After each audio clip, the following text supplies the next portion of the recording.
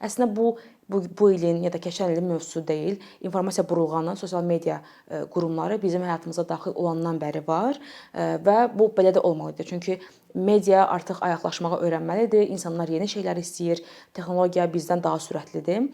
Lakin qeyd etdiyim kimi vertikal videoların inkişafı eyni zamanda vətəndaş jurnalistikasına böyük bir töhfə verdi.